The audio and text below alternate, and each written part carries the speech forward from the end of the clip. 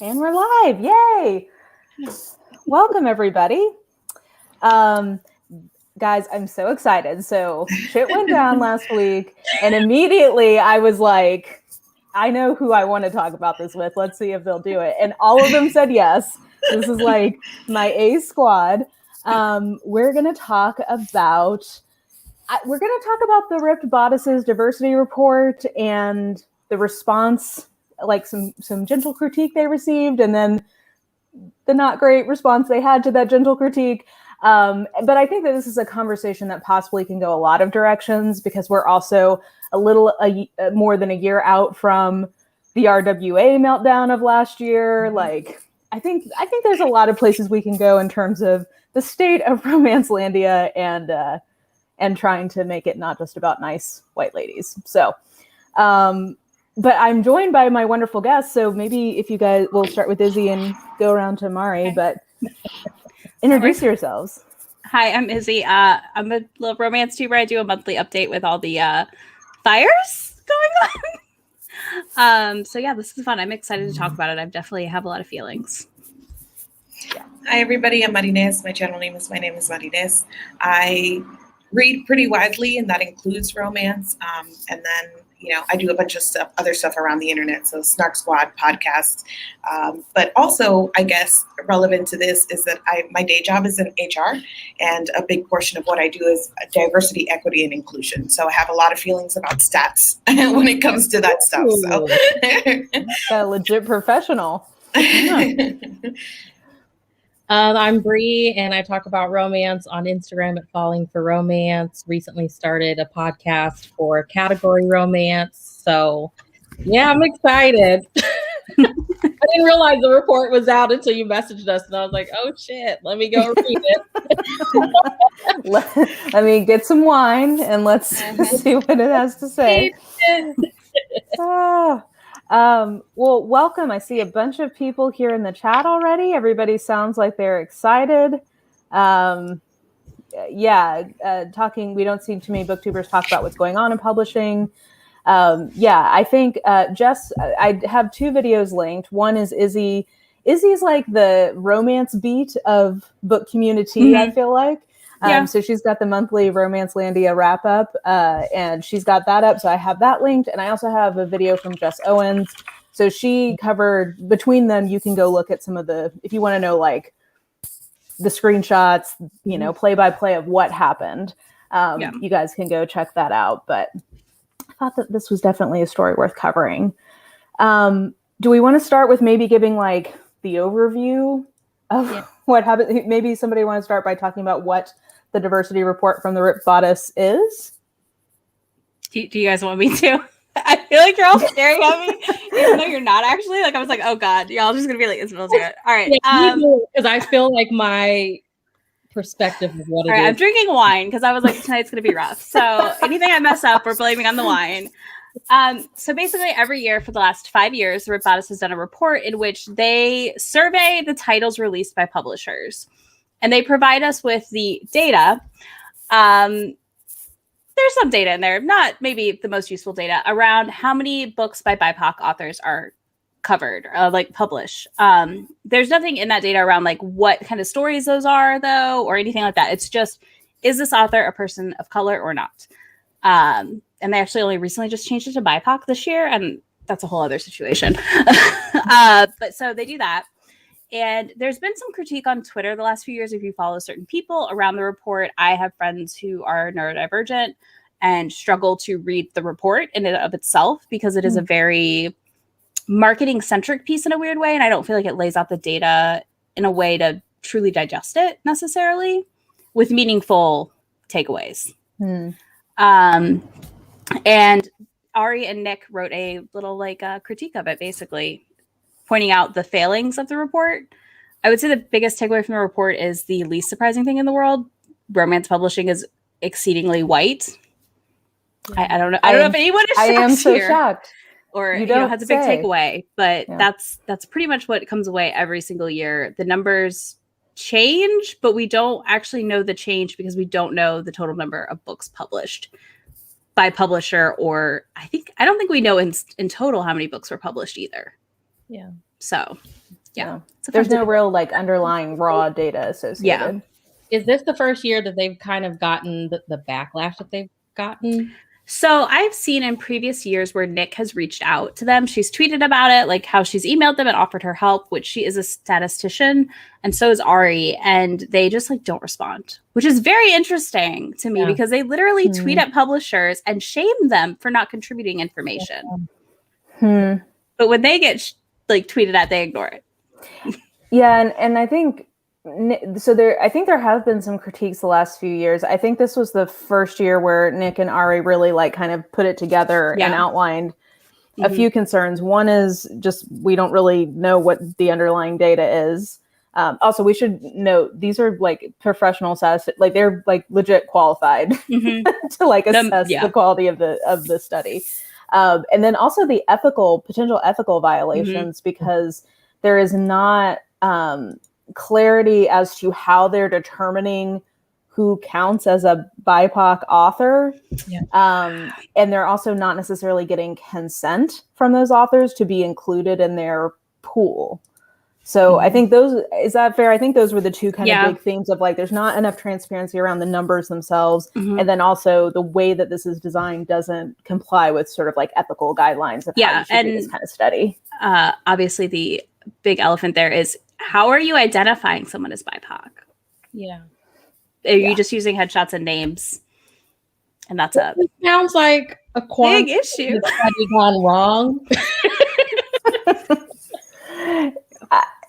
So maybe we'll start with just people's kind of initial like or like kind of reaction to the controversy thus far.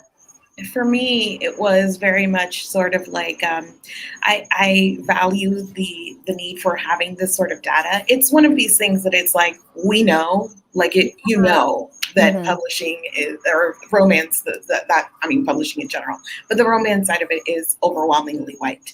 So.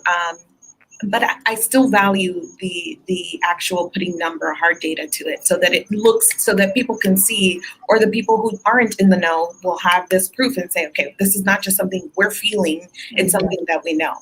But the thing that got me was sort of like the lack of transparency and this is something that you run into all of the time when we're talking about DEI. And it's like, how are you collecting this data? Obviously, self-identification is best because anything other than that, and we're getting into such weird, icky, tricky territory. And I appreciate that lots of people choose to self-identify in a bio or something, but the fact that in their FAQ they said, we look at photos, that is so gross to me that I immediately was like, no, thank you. I cannot do this. So that was like the major reaction for me when I kind of followed all of this. The nope octopus of that means yes. like nope, I'm out. What about you, Bree? Yeah, I agree. I appreciate having the numbers. I think the numbers are like slap in the face. Here you go. But like Mari said, like we know. I mean, I go to the bookstore all the time. We know. But I felt like I guess this year, for some reason, it just hit a little bit different. I guess because I'm still kind of new to romance. So the ripped bodice, I only learned about probably 2 or 3 years ago. And when I was first seeing the report, I was like, oh, cool. Like they're doing something, giving us these numbers or what. But this year I was like, so you gave us this report again. And now what? I don't know. I'm kind of left with what now? I don't know. Yeah. Well, and Izzy, I know you talked about your impressions a little bit in your video, but I don't know if you want to give a. Data's good, but at what point is data no longer good? And I think the real question being asked here, which a lot of people misconstrued, is like everyone hating on the. I was like, I don't hate them. They're great. I'm so happy they exist. But is there a point at which they should be handing this data over, this project over?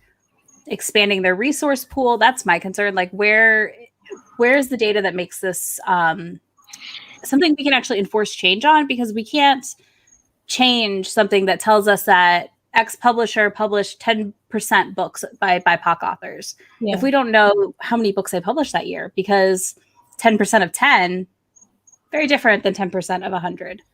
Yeah. Mm-hmm. Yeah. And I mean, I think, and I appreciated that Nick and Ari even talked about this in their post of like, yeah, you know, we think the Bodice, at least, you know, on the outset, was coming from a good place with this. Yeah. It's not like this is like a bad faith endeavor, I don't think. Mm-hmm. But I do think it raises some interesting questions about, I mean, my mind goes so many different places with this. For one thing, it's like, I can see, so one thing that struck me is that they really limited their vision of what diversity is to racial diversity. Mm-hmm. And on the one hand, like, I can respect of the idea of like, you know, we can't do everything. We're just a bookstore. Like, we're going to pick a measure of diversity and track it over time.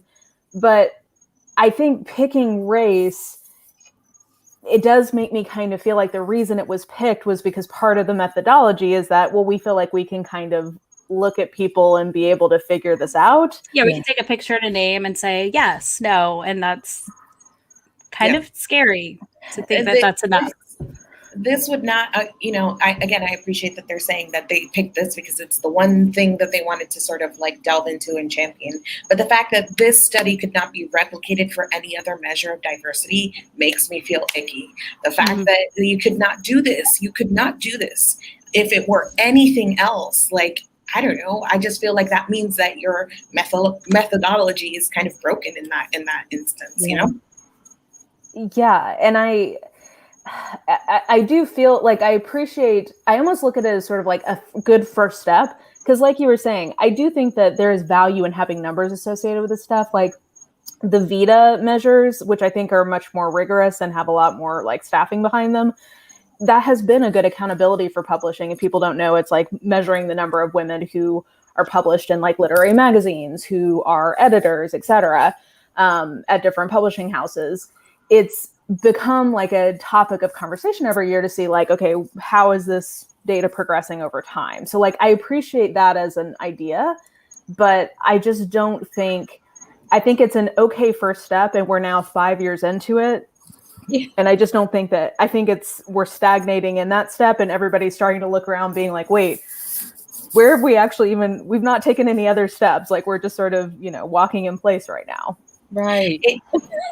It kind of goes into this idea that like, you know, that it is that getting crumbs when you are a BIPOC or getting crumbs when you are somebody who's in a marginalized identity, it's better than nothing. So it's almost like, you know, emphasizing this point of like, well, bad data is better than no data. And that to me is incorrect. Bad data is not better than no data. Like we do not have to settle for bad data. I think that, you know, that should be kind of the message. And certainly the way that they position sort of their report and the way that they talk about it and the way that they at publishers and take interviews positions this as some sort of authority when it really is not that at all. Yeah. And some people are pointing out, it is good to mention, they do state that they try to first look at people's bios and interviews to see how they themselves identify. But the fallback measure is looking at their pictures. And that's, I think, where... and some of that like ickiness is like, they say, well, yeah, this is kind of our methodology, but sometimes what is sometimes? How many people are you doing this for? How many people are you relying on pictures for? How many people did you confirm with? We don't know anything. So the fact that it just like that line is out there, like, and sometimes we look at pictures. Icky. I don't like it. It just makes me think sometimes means most times, more often than maybe two people. Like that's my thing. Like if you're gonna go out to the point of looking at interview stuff, why can't you put up a form, self-submit to identify as an author who's traditionally published this year? You know, tell me your publisher, tell me your book title, what your identity is. Boom, you have your data. And I think most published authors that are BIPOC would submit their data and non. So, you know, you could kind of like cross-reference what you're getting. Yeah, and I one of the things that I hadn't thought about that Nick and Ari brought up, this idea of protecting the authors, which they then talked about in their response, which I guess we should probably also talk about that, the response. But sticking with just the study itself, I hadn't thought about this, but that is potentially a huge data privacy issue that they're collecting information about people's racial identity, keeping it on some spreadsheet somewhere, and those authors haven't consented to it. Like, I hadn't even thought about that, but that is. But also, they literally that creeps me out. a lot of that info and release the raw numbers still without doxing anyone. Yeah, if they actually wanted to. But then again, you would see the holes in their methods most likely. Yeah, as Anne-Marie is suggesting, I think it probably may not reflect well on them. I do want to mention, so one defense I've seen, Alyssa Cole, who actually I often am like riding with Alyssa Cole's opinion in this case. I'm not sure I agree with her, but she was kind of tweeting saying, hey, I do think that some bad data is better than no data at all if it's telling us something that we kind of already know. I don't know if you guys saw her response, but I thought that was an interesting perspective. I don't know if you guys have a feeling about that. I think there's a thing when you're friends with people and you feel like their brand is being attacked, not a thing they do. And I think it was one of those responses, if that makes sense. Because the two people I saw who kind of like were like, no, they're doing good, were people who are very, very close with them. My take on that, and I think that in Alyssa Cole's response, she kind of likened it to the anecdotal data or that we collected during publishing. Publisher paid me, yeah. Yes, but that is so completely different than compiling something and presenting it as data and saying this is a report. So if we want to go anecdotal, let's go anecdotal, but then don't compile it and say, here are the stats, and then present yourself as a sort of authority on this and say, here's what we've collected, because now you're entering into a place where bad data is not the same as, is not better than no data at all. You're compiling a report. There have to be measures, there have to be standards, there are ethics involved. So this has crossed the line now from anecdotal to actual data. So no, bad data is not better than no data at all. Especially on year 5. Like, I feel like by now you should have a methodology. You should have these things in place. Like, I don't know. Maybe I feel like regardless, it would be messed up, right? We would be mad at the numbers regardless. But like, how much can I trust what you gave us now? I don't know. Right. Yeah, I mean, that's a good point, because it potentially even undermines the message that they're trying to get across, which we all, again, anecdotally, we all know that romance publishing is overwhelmingly white from an author perspective, from a character perspective, from the people who are publishing it. Like, I mean, we all know that. But now we have potentially something that is supporting that that's now been undermined. So, like, what does that do for the optics of it, too? Right. And this is a great point, too, of like, the real problem is that we actually need this to be formally studied. Yeah. 100%. Yeah. And Alexa chiming in here, talking about how this is something that happens in publishing, this kind of whitewashing of people who are biracial. So, yeah, using photos is definitely a dicey proposition at best. Yeah. So do we want to maybe? Oh, go ahead.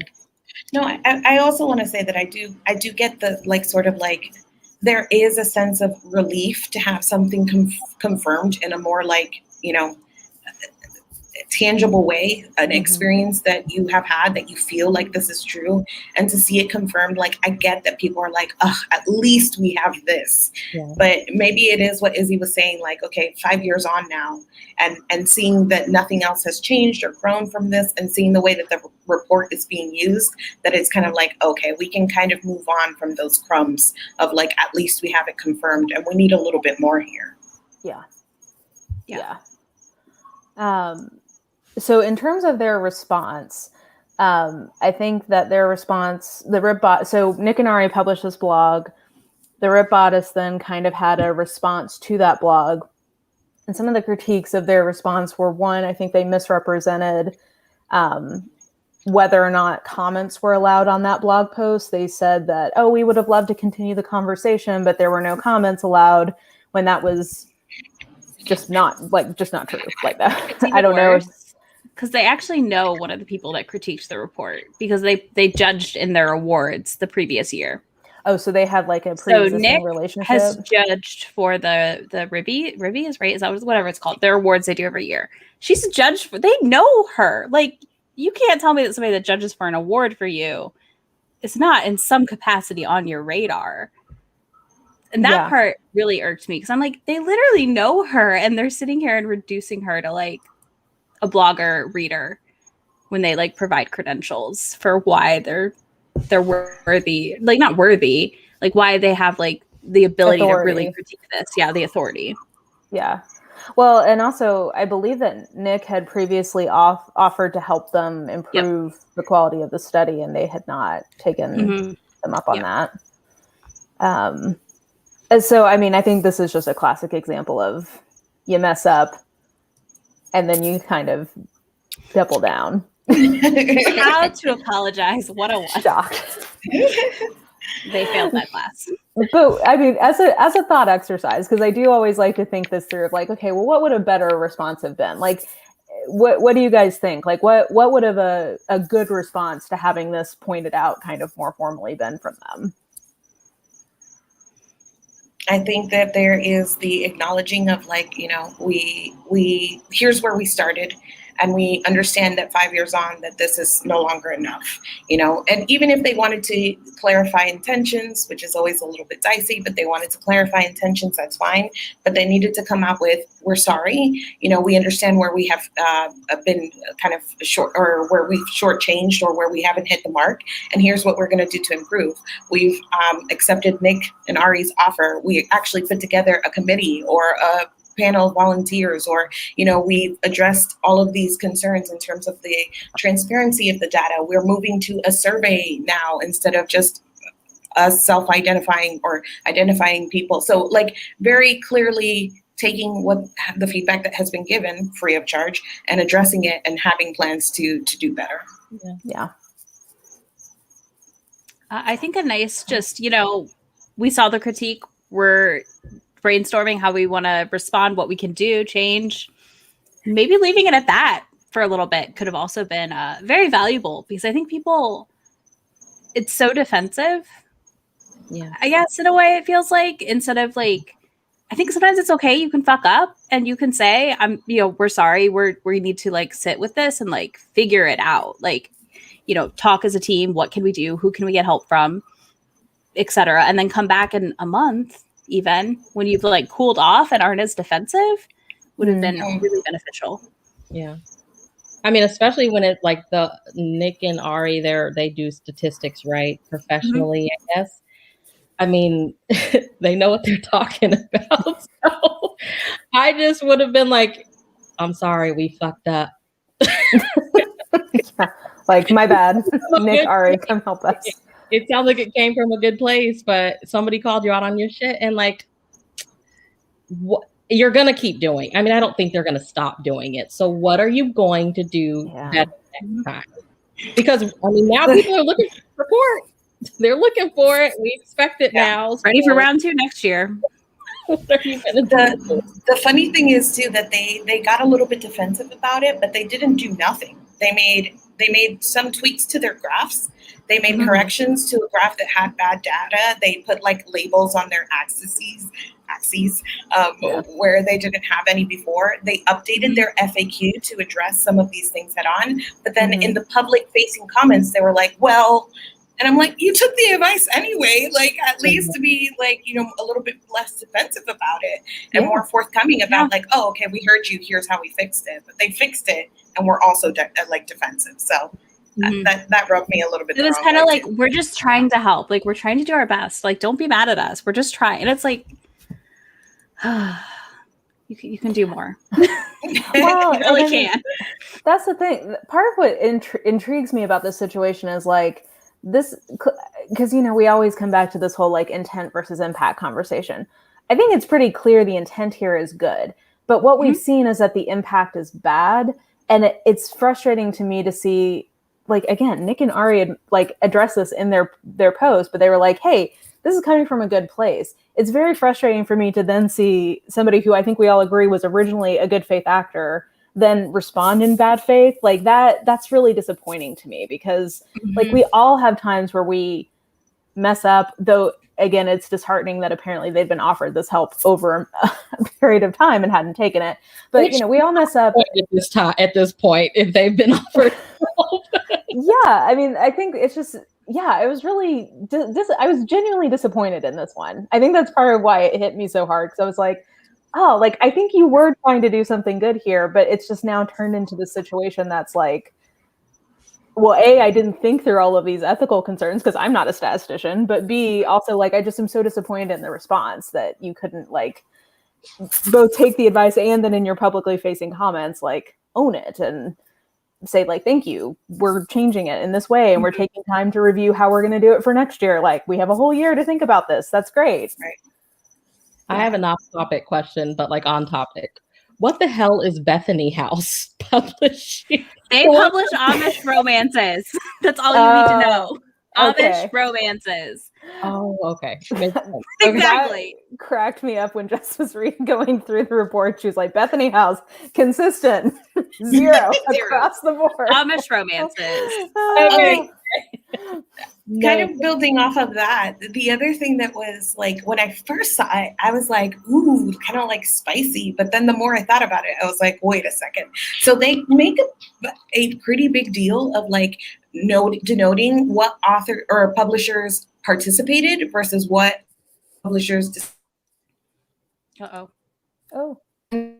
What does that mean? I think you're pausing here a little bit. I'm sorry, did I freeze? Yeah, you did. We can hear you, but okay, no, now you're back. You had a real, like, I'm telling you how it is face. It was great. Okay. Yeah.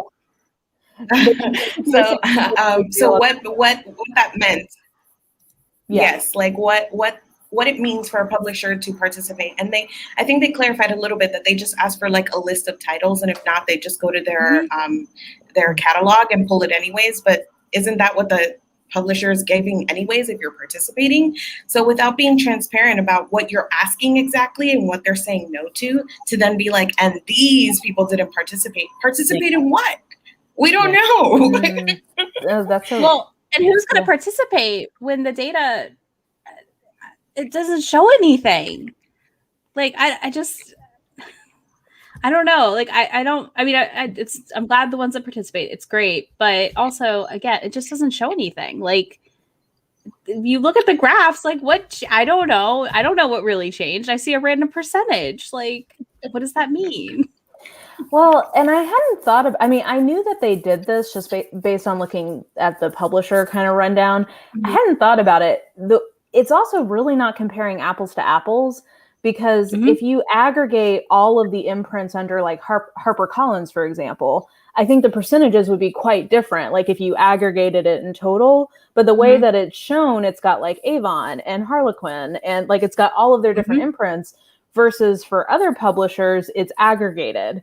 So like, it's not, that's all. I hadn't even thought about it, but until they pointed it out, but I'm like, yeah, like that's also like not giving people credit or giving them like demerits for their real total performance as a company. Like St. Martin's is all one, and that's 29%.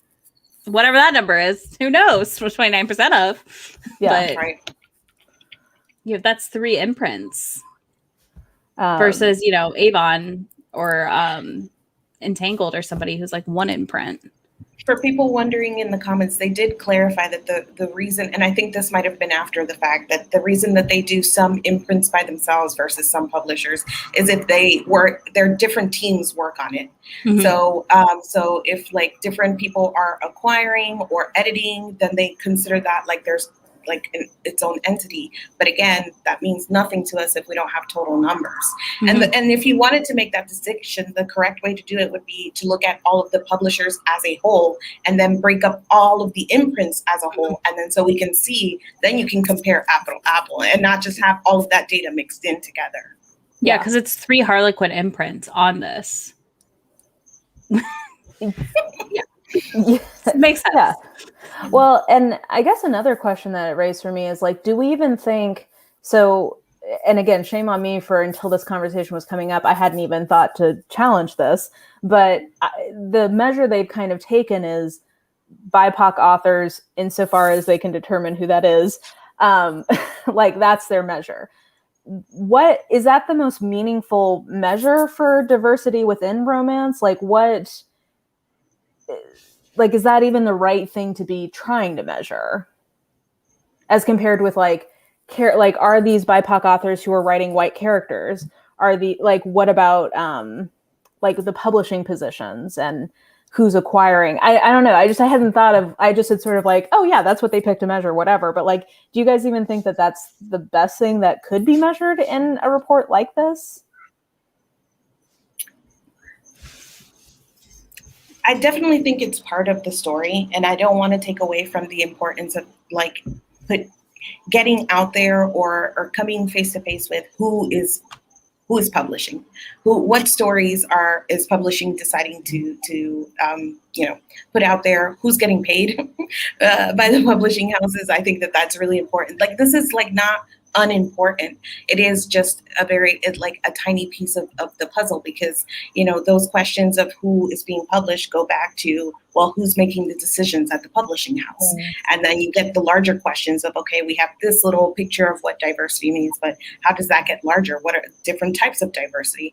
And then you're putting everybody in this bucket of BIPOC, but the experience of Black authors is not the same experience as Asian authors. It's not the same experience as Indigenous authors. So you're putting us all in a bucket without really understanding intersectionality or how the experiences from different people and different races like changes. So again, it is so basic almost that, and I say that meaning that it's good to understand that foundational basic piece, but it is not by any means comprehensive or the whole story. Yeah. I mean, I think at this point, I would have just liked to see, who are the agents and the editors, like who's in the big house, because we know romance is not diverse. Like we know that, but like who's the people behind the scenes? Like at this point, that's what I want to see. Have we gotten better at the hiring process and the people that are, finding the stories and working with the authors? But I mean, I don't know. I really would love data on what the couples in these books are from BIPOC authors, because I do think it's a big question of, and that's not to say BIPOC authors can't write white couples, but we should know if they're getting to write Black love or any sort, like if they're writing interracial only, or what are they actually being allowed to write? Because I think that also tells a bigger story of what publishing's doing. The other day, and I saw that Republican and Democrat romance on the shelf. I tell you, I was so tempted to throw it, like hide it in the store, somehow burn it. You have no idea. So I've gotten a couple of emails about it. This is out in 2021, but we can't have two Black characters. Yeah, for real though. Like, I got some emails like, hey, we're pushing this, and I was like, I didn't even respond because I was like, I don't have anything good to say about this, so I'm good, but thanks. Who are the people behind the scenes that felt that was okay? That's what I want to know. I mean, you just have to look at who published it, and it's not a surprise. Yeah, that's probably my least favorite publisher, actually. The wine is flowing. Flowing right out. Just up. Well, I think one thing that, to your point, Izzy, I would really like to have a break because, okay, like let's just get real. Whenever we start talking about diversity in romance, there is always a contingent of what I would describe as the traditionalists who come out and say, I don't know what people are complaining about. It feels like white people can't even get things published anymore. Like all of the push is for, romances featuring diverse casts. Like, I don't understand what people are complaining about. Like I don't know if they say it quite that nakedly, but that's basically what people say. And I would actually love to have like some sort of rigorous study showing like, no, like let's look at like, here is the actual number of books with characters who are not white. And then also like what level of marketing push they've gotten from their traditional publisher. Like, I don't know if we could come up with some sort of tiering of like, the real ones that are getting the big push versus ones that are just sort of like mid-list, or ones that it's like, okay, yeah, we'll publish that. Like I think that would be very interesting to actually have like real numbers behind that kind of ongoing discourse. I mean, it makes me think every time I see people, I want like interracial, or I want love rec, right? And then people are in the comments always with a book by a white author that wrote Black love, and like, no, that's not the ask, like that's not what's being asked. Or they're wrecking, interracial couples, and it's like, no, that's not the ask, like somebody wants this thing. Like I see all the time when people ask for Black love recs, and I'm like, y'all literally can't read. But this is part of the problem, because I think people just see Talia Hibbert and think that all of her books are that, even though they're not. And no shade on Talia Hibbert, I love her. I'm just, general, like one that comes up a lot, I feel like. Also, quick point of order. Apparently, Bethany House does publish more than Amish Romance, but it's okay. Well, same diff in my world. Do they do it? No, I just wanted to know what who they were. Yeah. But I mean, what does it? Yeah, somebody else was saying like, okay, it doesn't.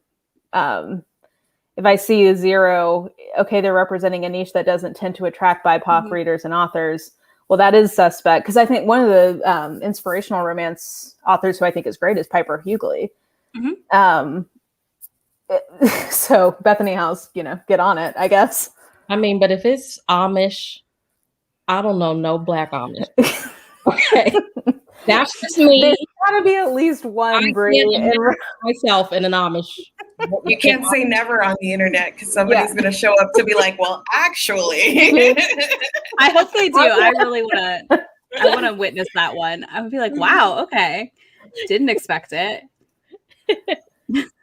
Yeah, I think that a lot of what you're saying, Mara, goes to the sort of like tokenism that we see. So because a lot of times we like the 5 or 6 or 7 best-selling authors who are BIPOC, then people are like, oh, look, oh my gosh, we're getting so much, when people don't understand that mid-list is like 90% white.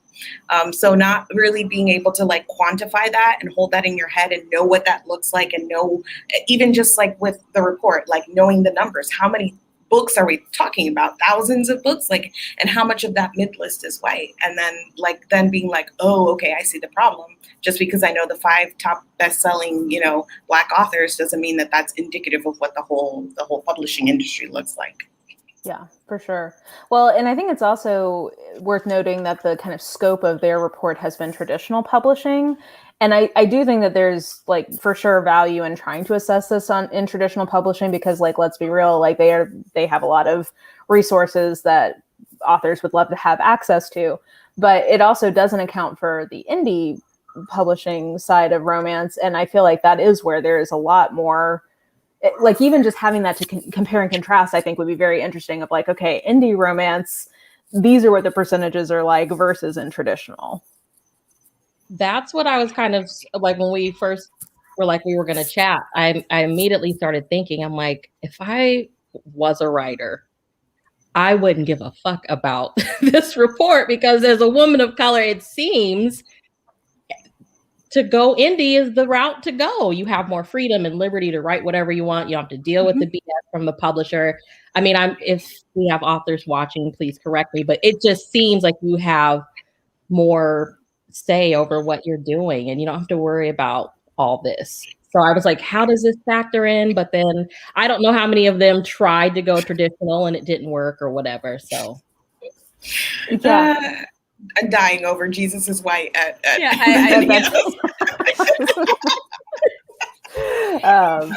yeah, no, I mean, I think indie publishing is so vibrant, especially for underrepresented authors. Like, I mean, yeah, I think if you can get the deal at a traditional publishing house where you're getting the big push, that makes sense. But yeah, I mean, it worries me though that you get that deal and they're like, okay, but you can't write this now. You have to make it an interracial couple. Like, I don't know. Like, I worry that that's a conversation that happens. Like, that's like, I don't know.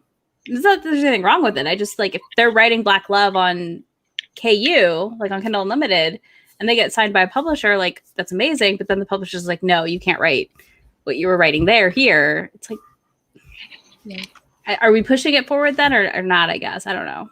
Do you think there's still that idea of like diverse romances aren't going to sell? I think publishers are still, yeah, probably, because like I looked at like Harlequin, right? They had the Kamani line. It had over 600 books, and I just learned about them. So now I'm reading them as a new person, but I'm like, I think people probably really liked these books if they had over 600, but eventually you chose to get rid of it. And some of the authors have been kind of amalgamated into Desire and stuff like that. But for the most part, a lot of them are writing indie now. So I'm like, did you get rid of it because it was a Black line? And I don't have a lot of questions. There's so much that goes into this in terms of like, I don't know if it's so much as like it won't sell, but I think there definitely is a mentality that there's a certain amount of this stuff that we can do. Probably get a lot of that. Well, we already have that, so like we've hit our max sort of thing, and I think that yeah. Mm-hmm. Yeah, and so I think that probably like has a lot to do with it. And there's so many other like, I don't know, microaggression, racism things and structural things that go into it, that there are a number of forces kind of pushing these stories down and not letting them get published, that if you were to ask probably outright, they would say, no, we know that they would sell, but what kind of support is out there, or how many are you willing to sell and pick up and things like that. So. Well, and so I remember like taking it back 15 years to my bookseller days. When I worked at Borders, we had an entire section that was called, I think, urban literature or something like that. And it was every genre, like it was romance, it was mystery, it was everything. And it was just basically like, here are the Black books. Yeah. And I questioned them about it at the time. I was like, I actually find this really confusing because I as a bookseller, like, I know how to find things in different sections, but like, this is confusing to me with all these different genres. Like, why do we do this? And it was sold to me as like, oh, this is how people know like where to come to get a book they're looking for if they're looking for Black characters. And at the time, I mean, I was like 19 or something. So I was like, okay, but I go back and forth on that approach because like, to your point, Bree, like when there's these dedicated lines, you do at least have like this knowledge of like, okay, like X% of your publishing efforts are going into this. But does it also create that situation where like, well, that's where we put all Black books is in that line. Mm-hmm. Like, I don't know what you guys think about that, because I see the argument both ways, but neither situation seems great. It's like, can't we just like can't people just buy books with characters of any color? Like, anyway, I don't know what you guys think about that. I remember when I lived in Georgia, we had a Books A Million, and I used to cringe when I'd go in there and it was like African-American literature. And I'm like, so we can't be shelved with everybody else? I don't know. Yeah. I didn't like it. Yeah. Put the romance in the romance section and the mysteries with the mystery section. I'll go find them by like author name, ABC order. I'll figure it out. Yeah. I think it's one of those things that it's probably like this report itself, that it is very much addressing sort of like the symptoms of something and not getting at the structural thing. So I appreciate that would probably be helpful to people, because there are so few comparative books for you to find by Black authors, that putting them together is like a helpful thing. It is not the best thing, but that goes back to a structural publishing thing where we need them to do better. But in the meantime, what do we do? Like, do we shelve them all together? I don't know. It's like a cyclical sort of thing where you keep having these like Band-Aid things that you're putting on to make things better in the meanwhile. But until publishing kind of fixes itself and does better, we're going to be stuck in these situations. Mm-hmm. Yeah. I thought this was a great point of one of the things that the Bodice could be talking about is that they are selling books that are by non-white authors. Their top books every year are very diverse. Yeah. And that is a story, I mean, because people are kind of saying like, hey, like, why is it on bookstores to even try to do this? Like, they are not necessarily equipped, but this would be something that they're an authority on reporting about. That could help the conversation of like, no, like people will buy books that don't have, you know, white authors or white characters. Like we have the data to back it up. Yeah. And talking kind of about what we were saying about tokenism, I guess Avon has like a big push to rebrand Stacey Abrams' old backlist titles. We're going to claim her because she was ours. Yeah, exactly. Well, I guess they're republishing a bunch of her old titles. It looked like somebody said, I don't know, but still, that's just weird. They're going to be like, look at who we have. Yeah, I guess they're going on sale this fall. So, I mean, it's like, okay, love that you're catching on this train now, but where were you when Selena Montgomery was trying to just, you know, push her romantic suspenses along with everyone else, you know? I've been seeing quite a bit of republishing of like old Black author romances, which is cool. But I'm like, it's a lot of ladies out here writing today, you know? Yeah. There's room for both. Yeah. Well, I mean, you know, if I can get my hands on a Stacey Abrams old backlist title, I would like to read it. But that's purely just from a like, I don't know, almost like a nosy standpoint of like, where was your head at when you were writing these 10 years ago? I think, Christina, this is an interesting point, that the best marketing win for authors of color lately has been the romantic comedy book cover art trend. Which I think actually originated in indie publishing, a lot of that, because indie authors couldn't find stock images that had like appropriate character types for them. So they were commissioning, you know, drawn art instead. Yeah, that was definitely a little bit of it. I mean, I personally, as a romance reader, I don't like it. And I don't like, I want more Miss Beverly, like Beverly Jenkins covers with like Wild Rain that just came out. It's like gorgeous. Like they're in the clench. I've got it somewhere behind me. You know, it's that classic romance. I want that for everybody. The new Kiss Quotient in mass market paperback is like a perfect romance cover. I want that. Like I don't want. These are two of my favorite covers recently. I don't want like all of my covers to be illustrated because like it's too hard to get a photo shoot with people of color to like represent the people in the book. Like no, give me my. I'm sure Bree, you feel the same way. It's like give me my like clinch covers. Well, this is at Target. I get so excited whenever I see who's at Target because it's like probably the biggest retailer of books in the U.S. So I saw it in person. And I was like, oh, I have to. Miss Bev is here. I have to get it. I think I bought mine at Target too. I was like, oh yay! When I saw Miss Bev at the Walmart, I was like, oh, romance is in the Walmart. Just made it. I want everyone to get clinch covers. I love them. So I'm just like, they're so pretty. Like, give me more. I really like the cartoon covers, but I think I'm in the minority for romance readers. Like, I think most people. I like them too. Okay, I'm glad I'm not alone. I'm like, I just like them. I like them when they have features. A lot of them are like missing eyes or mouths, and it creeps me out. And you're welcome. You don't want like a silhouette. Yeah, like they're just like weird. Like they'll have like eyebrows but no eyes, and I'm like, what is going on? It's weird. I think Stephanie raises an interesting point here too. Of like, I think some of the publishing imprints have a fear of being branded as the Black book publisher if they publish too high a percentage of Black authors, which may explain some of their reticence to participate. Then again, we did caveat we aren't really sure what it means to ask them to participate fully. So. Yeah. If you as a publisher are scared to be branded as a Black book publisher, you're racist. what's the judgment? What's the value call there? That somehow it is lesser to be be known for publishing Black books or majority Black books. That is, I mean, I'm not directing this at the person who commented. I'm sure that that is part of it. But if a publisher or anybody in publishing thinks that and doesn't immediately go, wow, that was really freaking racist to think. Like, I know we're starting really at the floor here. We have a lot of work to do.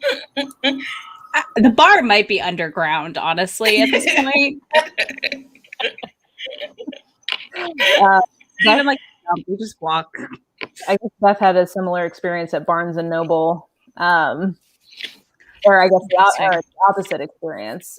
We didn't have a separate section and got requests for it.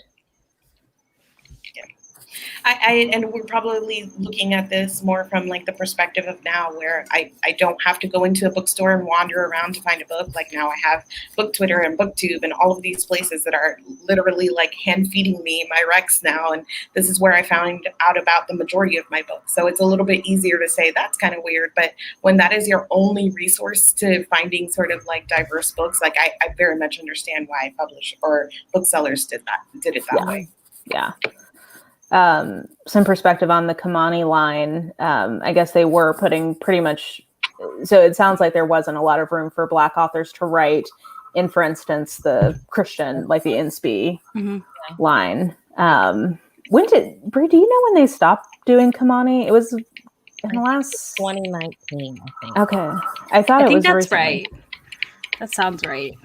And do they have they ever had other lines that were basically by race? Like, have they had like, because Kamani is the one that I knew of, but I don't know if they've had ones for like Latinx authors or Asian authors or. No, I don't think so. I think that was it. Yeah. Usually it's divided by like content and heat level. That's my understanding. Yeah. I think that's a more useful distinction. Like, I would rather know if like I'm picking up something where I'm not going to see any action than. I mean, yeah. Like, I know that if it's a Amish suspense, I'm probably not picking it up. Like, I'm like, okay, I know what I'm getting into. Versus like a Desire now, which is definitely dirtier than that. And I question like how much money did they put behind a line like that in comparison to some of the other lines? Like, how did that affect how much it sold? You know, like if you look at like the publicity team today, you're gonna get like a Desire novel and maybe a cowboy or something like that. Like, that's money. They're like sending these books out for free. Did you do the same for a line like that? Did it have the same opportunities? So, I mean, granted it was 2019, so the book world looked different, but still, did you push it as hard as you do some of the others? Well, but even just thinking, I mean, to the Target point, Target would have like, or still does have like category, like a whole section of categories. And I don't know that I ever saw anything that wasn't from the Presents or Desire lines in Target. So it's like, okay, just from that alone, it's like you're not giving the same placement across these lines. Yeah, I think I don't even know if I ever saw Kamani in a store. I don't think I did. Well, when I worked at Borders, yes, we did have Kamani. I believe. Yeah. Which is like terrible. Like, I'm sad about it because there are some of them that I would have bought if I'd stumbled upon them. But that's an interesting point, Mari. I hadn't thought about that, but it is back when brick and mortar really was like, this is where you go to get a book. It is so different. And with the rise of indie romance publishing, like that really just has changed so much of the equation. So I want to word this the right way, but like, I think we all read a lot of indie romance. We all love indie romance authors. This report, was that for us as readers? Is it for the publishers? We know traditional is fucked up. But there was also this part of me that was like, the authors that I love are good. Like, they probably don't care about this report. All I saw was authors that I love that are on like Kindle Unlimited and indie are like, oh, thank goodness. I'm just glad I'm not in traditional publishing, so I don't want to see it. And I was like, not part of those numbers. I was like, Yeah, I could see that being a nice thing. Today you're like, I don't have to deal with this drama. I can. Because my first thought is like, okay, what are we as bloggers what do we need to do? But I'm like, I don't really think there's anything that we can do. Like, thank you for the information, but like, what do you want me to do with it? But is it for us? That's a very, I mean, and I guess, would there be different information we as readers need about the state of diversity in publishing versus what we'd want the industry to know? Like, I think for me as a reader, what I would love to have is the receipts for people who come and make the argument I was talking about earlier of like, oh, white people can't even get things published anymore. Sorry, I can't even say that without laughing. But like, I would love to have some receipts on that of being like, no, like that's not true. But I don't know that to me is the action I would take with that information. I'm not sure, aside from like publish different people, like I think that's the action we want traditional publishing to take, but is this the right? But we can't apply pressure in any capacity because we don't actually have numbers to apply that pressure. I feel like we can't email a publisher and be like, you published X books this year and this % were by this. Like, I want to see more. Like, I just feel like that, I don't know. I just feel like the data for us to even take action is lacking. Maybe that's just to me, but I just like, the more I look at the report, the more I'm like, I don't know how to make sense of random percentages. I think that it's clear that the report is not going to sway any publishers by the fact that most of them were like, we're not participating, go away. I don't think that this is going to shame them into doing a single thing. And I don't think that it is very useful for readers, because if I were to look at this report and say, okay, like I want to put my dollars more towards some of these publishers that are doing the work, versus ones that are not, but I don't have confidence in the report to make that, to say that, so I'm not entirely sure that it's useful for me either in that regard. Yeah, I hadn't thought about that, but I think you're right. If we're on year 5 and we still have publishers who are like, no, I'm good. I mean, it doesn't seem like it was actually changing much. And Izzy, I think that. Oh, go ahead. Sorry, go ahead. No, go ahead. Okay.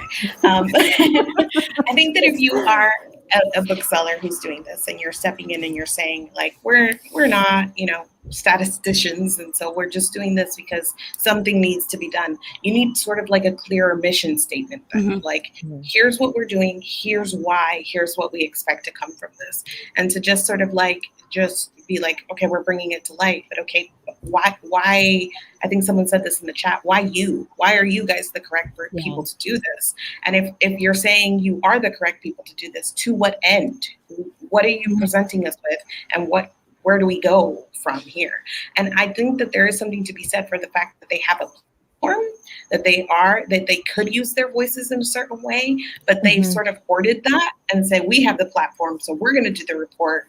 And it's going to be what it is. It's messy, but we're going to do it, instead of being like, we have the platform. Let's get people who know what they're doing, and we will use our platform to get the information out, which is completely different. Yeah. Yeah. Well, Izzy had made a point in her video I hadn't thought about, which ties into what you're saying, that it looks like marketing material. And so it does, all of this is kind of leading to, is this really just about the Rip Bodice getting to say, and I mean, I think genuinely, like, I do think that they are genuinely wanting to platform marginalized voices. Like, I don't doubt that. But ultimately, who is mostly benefiting from this report? They are. Because it's quoted in Book Riot and New York Times. People use it as a marker that this is what's going on in romance publishing from the Ripped Bodice. Like, I mean, they've, no shame on them, but they've literally positioned themselves as the only romance bookstore in America when there are like 3 now or 4. On top of indies who are also catering more to us as romance readers. Like, they were the first. They can say that, but like, I think it's weird to also still be like, oh, we're the one.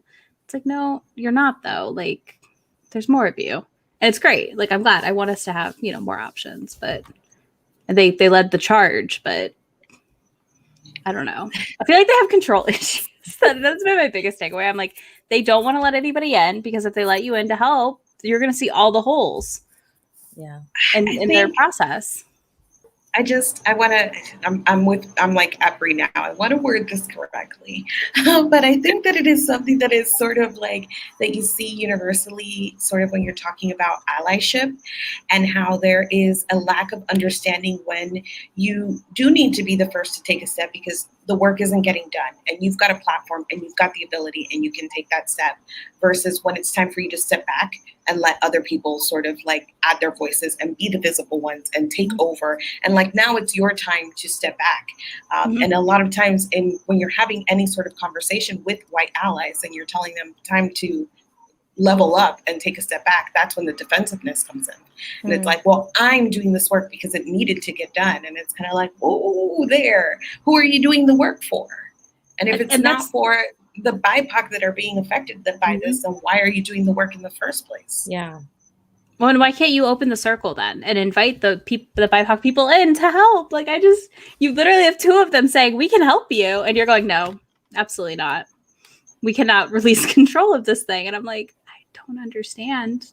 I don't understand. And this makes me, and I mean, honestly, this is really, this hit me where I live. Cause I'm like, I never want to become this, but it's almost like it became a part of their brand to be an ally.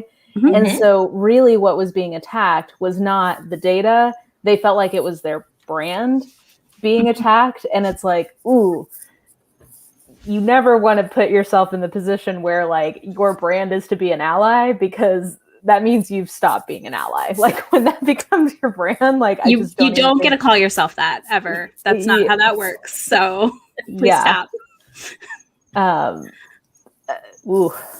Yeah. I feel like we found the heart of the matter, and it is a dark heart. Like, yes, really, unfortunately. Yes. Yeah, some control issues here. I just feel like we don't need another year of y'all telling us that publishing is white. Last year it came out and I was pissed. I was like, oh, publishing, this is messed up. And so then you brought up that, the new one was coming out, and I was like, all right, well, I read it again, and I was like, I don't need you to tell me this again. Like, I thought last year y'all was gonna do something about it. Right. So that's the whole thing with like DEI work in the first place, is that yes, data is useful, but the point of the data and the metrics is to create a plan and to measure meaningful change. But if all you are stopping at is here's the data and you're just going to give us the data year over year and you're not data people, you have nothing else to offer. I don't understand the why of what you're doing. Wow. Yeah. At this point, it feels like you're just kind of being messy. A little bit. Well, and like Jessica's pointing out, like this is an issue with publishing of like, okay, even if you publish more authors of color, are you actually promoting them? Well, that is something that the Bodice like could take the resources that they're focusing on putting this report out to actually doing. Like they have a big platform where they can, I mean, and I know that they do, promote, but what if you took the resources you were putting into that to actually... Because we see it done, honey. If Jasmine Guillory comes out with something, Berkeley is marketing the hell out of it. The Boyfriend She's all over the place. They marketed the hell out the Boyfriend Project. It can be done. Okay. It can be done.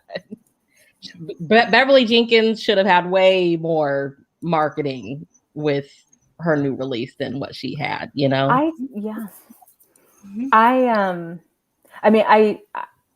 don't know if, well, I'm of two minds about this because I really wanted a copy of this because I wanted to include it in all of my stuff ahead of time. And I didn't get approved for an ARC. And I thought like, oh, okay, they're probably focusing on, bloggers and reviewers of color. No problem. That's great. But I didn't see it. I didn't see this anywhere. Like I hardly saw this at all. And this is like, it was one of my most anticipated books of the year. Like this is like an anticipated sequel with a beloved character. Like I would have really loved to have seen a full marketing push for a very well-established author who more than merits having that kind of push for. Like, I don't know. And it makes me sad because if it's a black pain story, the other side of the bookish world pushes the fuck out of it. But we just can't get it right on the romance side. I don't know. Yeah. Also, just universally, the chat is outraged on behalf of Miss Bev, as well they should be. She's a queen for a reason. Yes. They're hyping Eloisa James's new book and not Beverly. Yeah. There are romance studies departments, or at least romance scholars. This is I'm just taking every opportunity to show this now. You're so proud of that book. I am so proud of this book. This is the Routledge Research Companion to Popular Romance Fiction. It's a textbook about romance, and it's real nerdy, but it's great. And it does have entire chapters about representation of different marginalized people in romance. So there are people who are qualified to study it. But I don't know that I've ever seen that kind of quantitative data coming from like a Laura Bavanko or some of the like romance scholars who are online. I don't know that I've ever seen them do like a quantitative study of that kind of like representation. So maybe it's just not a research interest. I don't know. Yeah. And no shade to Eloisa James. She's great, but like Miss Bev is Miss Bev. So yeah. Right. Same publisher. Oh, I don't think I realized that. Yeah, girl. The wedding date. Oh no, I think was it the wedding date or the proposal that they had as their pick? Yeah, it was huge. Yeah. I gave up on Jasmine Guillory after the proposal. I didn't like it. I gave up after she tried to act like she's the only one. He said that.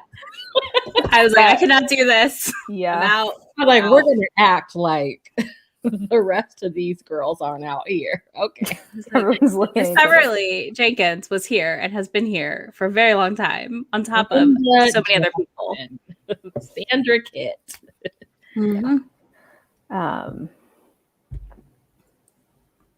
Yeah. Sorry, there are great comments in here. Was Kensington the one that did the best, or was it somebody else? I think Kensington was at like 40-something%. Yeah, hold on, I have it open.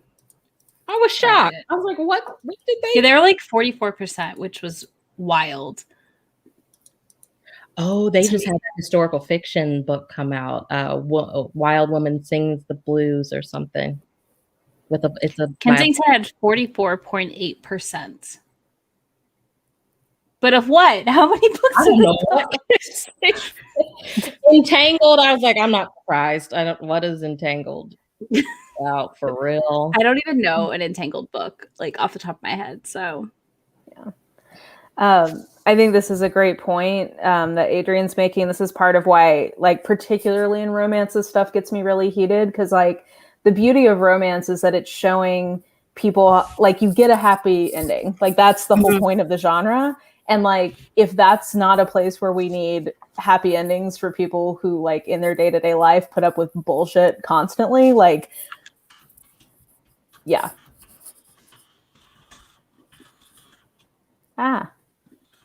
For some reason, my dictionary just came up. I don't know why, but I tapped too hard and it got excited. Yeah. Yep. She's the new Oprah book club. Yay. What a joy. I love that cover. It's gorgeous. Yeah.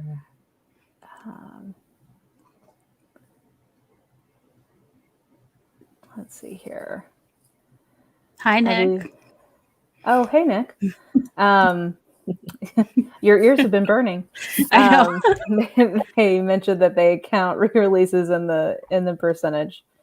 Well, then, yeah, that also. Oh my god.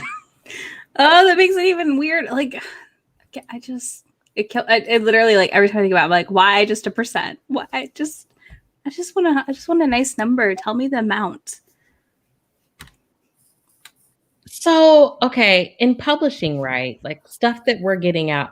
we're like, as readers, like what, a year or two behind. Like they're already working on stuff that will release. So do we need, how valuable is this? Because it's already 2 years behind. Yeah. And I mean, obviously it's been going on for 5 years. You're not really influencing the publishers to do that much, obviously, because the changes aren't that big. So is it time to do something else? Is it time to call it quits? You know, I think like Mari said, what's the why?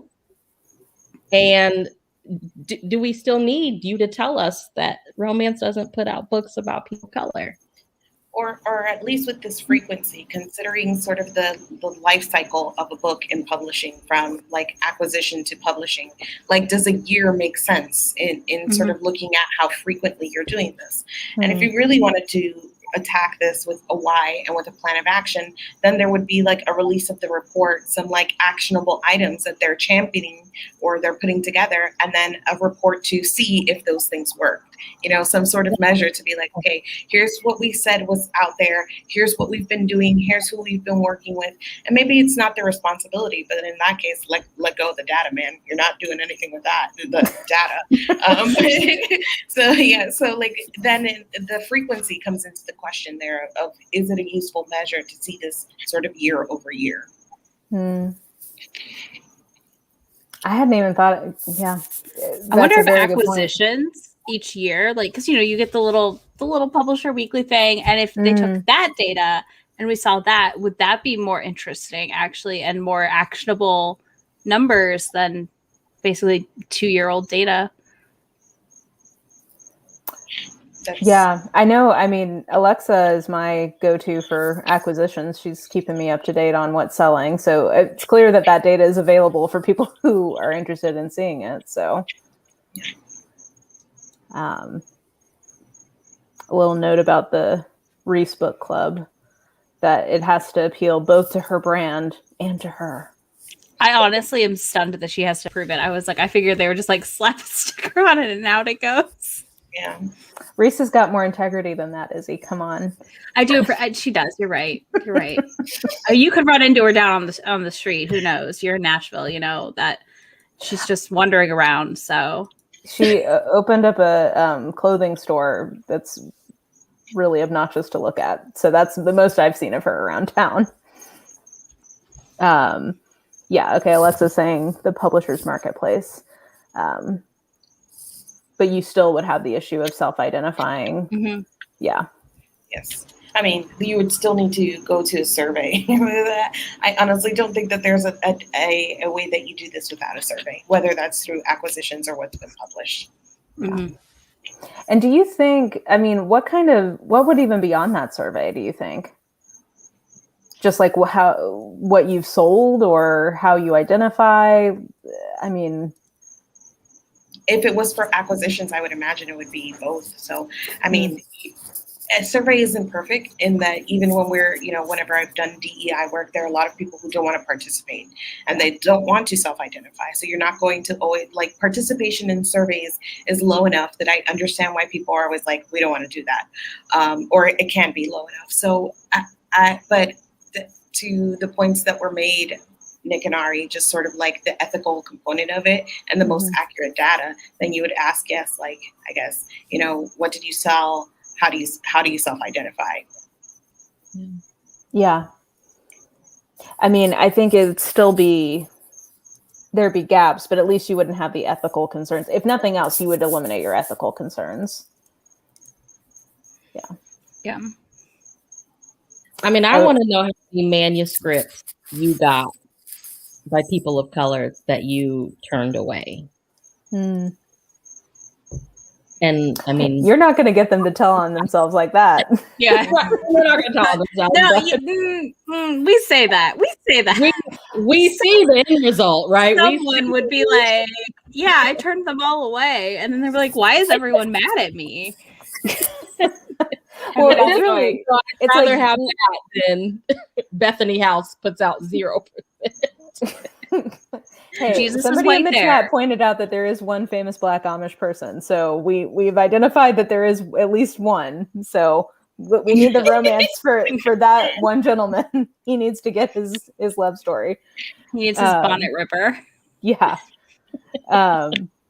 But I mean, it's really, we're talking about almost like a funnel view. Like I think on, like even on the back end on YouTube analytics, you can see like how many times your thumbnail was shown, how many times it was clicked, who actually watched for X amount. So it's like, how many, like, are you even getting are agents even acquiring manuscripts from people of color? Like that's really like the top of the funnel. And then you could see how many actually end up getting published.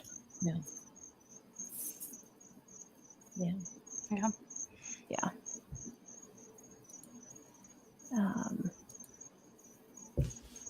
Which is why like methodology is important and like transparency of the data is important. You know, there's not going to be one foolproof method of collecting data. You're just trying to do the best by the data, and you're trying to kind of cover these concerns of, you know, ethics, you know, a little thing called ethics, and like we've got data, we've got ethics. Yeah, you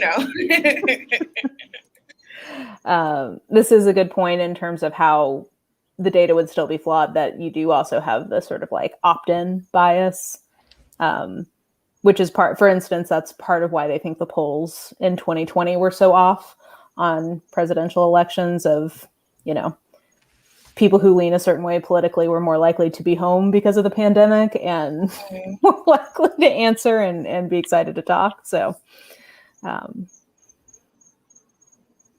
yeah, the acquisitions, it's not just ticking box, but timing, market. Yeah. This is a very interesting question. I want to know how many BIPOC authors they sign from the open submission periods where you don't have that gatekeeping of an agent. Yeah. Well, I'm real depressed now because I think where we've landed is I think that kind of this whole report really was a little bit just a marketing thing, and not so much about actually having anything actionable. Right. That's where I land too, and it is kind of a bummer. And I don't know. I don't like to assume bad intentions, but I just don't. I don't like it. I mean, I do not. I think we can say bottom line, we don't like it. Start with bad intentions. Yeah, but they are definitely demonstrating bad intentions at this point, almost. But not almost. They are. They're showing bad intentions now when being questioned. Yeah. But so when it first started, was it, hey, here's this report, you need to do better? Is that what the vibe was in 2016? Yeah. So then in 2017, you come back, what? And you're like, okay, you didn't listen to us last year. Yeah. So back again. If you're asking me, I think the vibe was, well, that did really well. We did it again. Hey. I mean, you know, your video gets 1 million views, you repeat it, right? Like, but, yeah. You know. Nick does point out that based on the fact that it has gotten so much attention over the years, that probably you would get a pretty decent response rate on surveys, which I think is true. Yeah. I would think, I mean, not all, but a lot of romance authors would definitely be open to filling out a survey, I bet, for this report. Oh no, my cat is stuck. 1 second. I was wondering. I know, I was like, what is the cat doing? Right. Is the cat okay? She's okay. This is how I ended up with a vicious bite about 3 months ago. She puts her paws on the windowsill and she gets her one pinky like caught in the corner, and then she gets scared. And last time when I tried to help her, she bit me like my thumb swelled up like hugely. So I was like, okay, I'm going to see what she does. So she literally went up and then just like fell down. Like she got free. This was like, luckily she has 9 lives and lands on her feet. So she's okay. Are you okay? Yeah, she's okay. But anyway, sorry. That was madly traumatizing for both me and my cat. Continue. Which cat? Marple, the girl. I was asking the chat question. This one had to know which one. Marple, yes. She's stunned my cat has not interrupted me to come sit right here during this. So it would be welcome. I welcome all kitty. Yeah. Oh, I know. Bombs. I'm just stunned. Usually she's like right here. Well, sorry, that totally threw me off because that was a bit of levity that we needed after bumming ourselves out. Yeah. I think this is an interesting question. I don't think that they should keep publishing this. But what do you think the right next step at this point would be? I think they've boxed themselves into a place where stopping completely would look kind of bad. So I think that what they need to think through is the next iteration of this report, or at least, some version of, we understand we're not the right people to do this. So either we're passing it off or we're opening it up, but we will continue to support the results and use our platform to do so. 100% agree. It's got to be a opening of the circle situation where you're like, we're going to take help. And I don't think the RWA should help them. So yeah, I see. I know. I don't have a lot of faith currently from things I've heard behind the scenes. Yeah, I agree. I can't say anything or what I'm talking about. I'm sorry. Yeah. I think. Well, that's a whole ball of wax on its own. I think what we're saying is we don't think they're the right people to keep going with this. I don't know who would take over other than somebody like an academic. And yes, Pamela Regis is a great romance scholar who's written things that are very, well, her natural history of the romance, I highly commend to people. But I don't know. Sorry, you guys. I'm such a nerd. I love it. I have like my whole like collection. This is like my little like romance scholarship like section of my library. I'm very proud to say that the mug that sits on top of it is my reading is sexy mug because I feel like that's appropriate. But it is. Anyway, sorry. I feel like they backed themselves into such a corner that for them to be like, okay, we're not doing this is also going to look kind of crappy. Terrible. So it is kind of just okay, let's get help or let's help fund something. I don't know. Like I just know that next year when they publish the same freaking report with the same numbers and no actual data, I'm just going to be like, go watch last year's video. I'm not doing this again. Copy paste, drop it in. Just don't cover this next year. Just like put in like a 20-second segment being like, I've got my video from last year linked below. Yeah, go watch that. Just drop the same thing in and just be like, done. Yeah. In the spirit of the Bodice, we should just do it again. If it does good numbers, Mara, we're doing it again. Okay, there you go. Thumbs this up if you want to have this exact same conversation a year from now. we'll make it a drinking game though. Yeah, exactly. We have to do it like a Friday, so if nobody has work or stuff. We'll make it a drinking game next year. Well, next year we'll have like the 5-minute version of this conversation, and then we'll do what we talked about doing on Heather's channel last night, which is just tier ranking our favorite euphemisms for genitals in romance. Perfect. We'll all have some wine, and we'll just, Amazing. Yeah. Rod. I'll start collecting data from now. Start collecting your terms, guys. Gotta get on it. Yeah, there were some choice ones provided in the chat last night that I may never recover from. I was mildly traumatized. I'm like, I don't think I'm not old enough to read this. Oh man. Well, I'm depressed by this conversation, but I really appreciate y'all's insight because I do think we kind of cracked this nut. I think we got there. Yeah. We know it sucks. Yeah. Sorry, guys. Something else. We don't. I guess if I could leave you with one thing, maybe I would really encourage people to read Wild Rain. It came out in February. I've not read it yet because I'm had all these arcs. But so first read Tempest and then read Wild Rain. I have not. I am going to do it. It's my commitment to you all. Okay. Wait, have you read I will watch yet, for that in a video. No, I have to read both. I'll be watching every video. I'm like, what have you read? You really Just go comment. away. Get out of my comment. refresh out of my comment section. I need to I kind of want to set I might do a vlog of reading the pre-orders I ordered that I've not been able to get to, just clear the decks and read.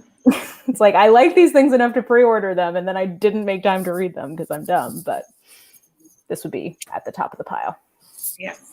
Well, I just feel a lot better having chatted with you ladies because I was I felt kind of what the fuck. And now that I know you three also kind of were I was pretty sure that we would all feel similarly. I had a brief moment of what if somebody is prepared to be that report was really good, and I have to be we're all leaving. We all leave the live. Somebody was that was really good. I was nope, I'm out. I can't do this. I tried to do a survey or a deep dive on the tweets around this and find ones that had opposing viewpoints. And really, Alyssa Cole's was the only one I could find. So I was okay, I guess we're not getting another side of this because I was trying to find I want to make sure we're representing all, if there's any good, kind of feedback on different ways to look at this. Let's put this into the conversation, but. No, that was really the only one I found. So I really think the opposition came down on these are my friends. I don't want to see them hurt side more than the reports bad side to an extent. So yeah. Just always awkward. It's not fun having to call people out ever, but you gotta do it. Yeah. Yeah. Sometimes we don't need you to tell us. We don't need you to tell us that there's no diversity in romance. We know.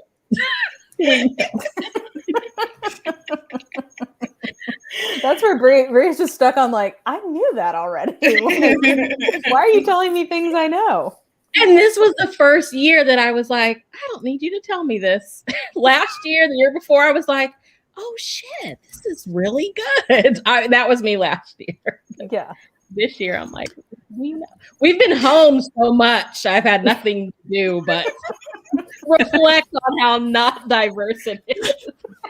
But then I'm also you have nothing to do but find all your canceled and no longer active lines of category romances and be why? I got 2 full shelves of Black romances to read for the next couple of months, and Kindle Unlimited authors. I'm good. I don't need you to tell me.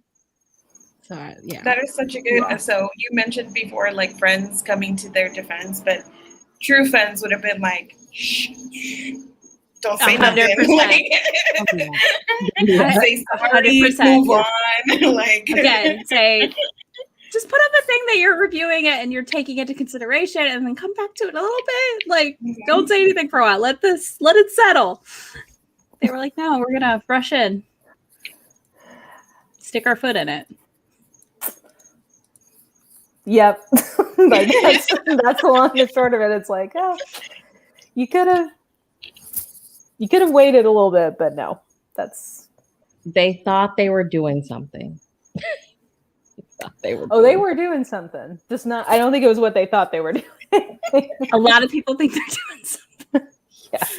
And the fact that publishing doesn't give a fuck about this report. Are you doing it for them? Because they don't care. You're a bookseller. You're going to keep selling their books. Well, and they're obviously hand selling diverse books. So why not? I don't know. I honestly, it would be much more interesting to get something about if they did something to help other indie bookstores sell diverse books. That would be a lot more interesting of a thing to come out with every year. Yeah. Here were the ones popular at our store. Here's why. And here's why maybe you should stock them. hey, suggestions free. Yeah. I mean, they're not going to listen. It's fine. We already know they're not going to take our suggestions. Yeah, I think that's been established. Well, ladies, any final words on this depressing state of affairs? No. Nope. I think Heather has the right. Yep. Publishing is broken. The world is on fire, and that includes publishing. Yes. Well, the positive I had is that I very much enjoyed talking to you guys. Even if we came to depressing conclusions, you are all some of my favorite ladies to talk to about, I mean, just bookish things in general, but definitely felt like this was the right squad for a conversation about diversity and romance. So I appreciate you guys coming and hanging out. Thank you for having us. Invite me back for a fun one. God. Yeah. Okay. I'll try. Seriously. What you tell me what you think would be fun, and I will have you back for it. I have 2 homework assignments. I gotta read. Yeah, you gotta read some Miss Bev. I mean, like what comes to mind is letting you rip on something that you hate, but I don't know if that's actually fun for you or not. I'm the best. Yeah, I mean, you have an entire podcast called Snark Squad, so I figured that's something you would enjoy. Old books that we didn't need by Mari.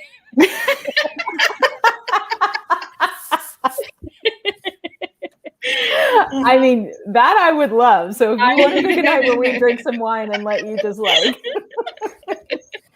I appreciate that. I'm glad I'm managing to bully my way back onto your channel.